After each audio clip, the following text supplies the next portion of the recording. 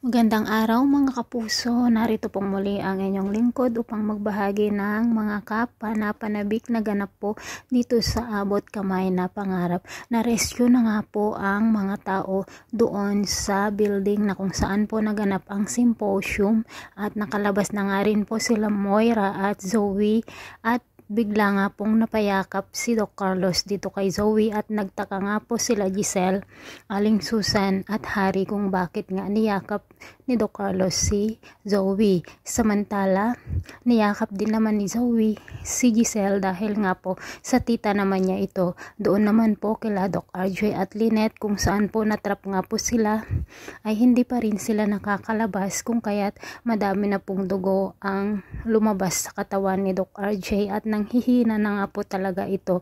At dahilan nga po sa pangyayaring iyon, naalala nga po ni Doc RJ na gusto nga niyang ipaanal si Moira at dito na nga rin naramdaman niya na hindi na nga niya mahal si Moira bagkus si Lynette ang kanyang minamahal.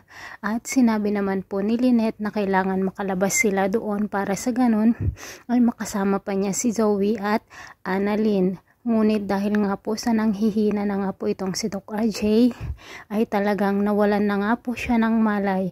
Dumating naman po si Michael kung saan nakakita nga po siya ng butas at dito nga po lumabas si Lynette.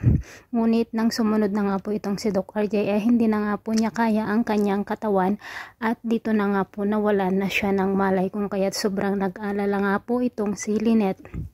Samantala, doon naman po sa building kung saan nandoon na nga po ang mga rescuers, nakalabas na nga rin po sina Annalyn at Doc Lindon kasama ang mga bata.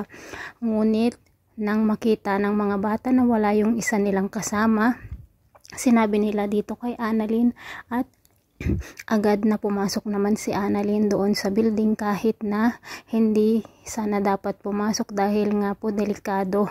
Ngunit matigas din talaga ang ulo ni Annalyn, no? Kasi nga gusto niyang iligtas yung bata kung kaya't agad din na sumunod si Doc Lindon at pinipigilan nga po ng mga rescuers si Annalyn. Ngunit matigas talaga ang ulo ng ating bida.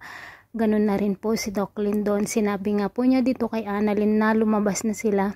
Ngunit sinabi ni Annalyn na mayroong nangangailangan ng tulong at nandoon na sila kung kaya't kailangan tulungan nila ito. At nang makarinig nga po sila ng sigaw ay sinabi ni Annalyn na puntahan ni Doc Lindon yung isang sumisigaw at hanapin din niya yung estudyante.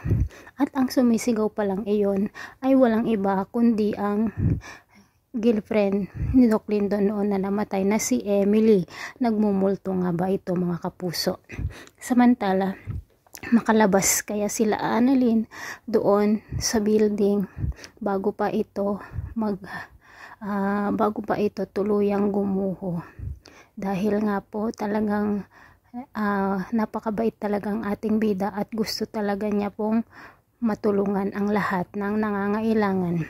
At sana po makaligtas din itong si Doc RJ. Sana makalabas na nga po sila doon nang sa ganun nga po ay madala na agad sa ospital. So ito lamang po mga kapuso. Thanks for watching. God bless us all. Bye bye.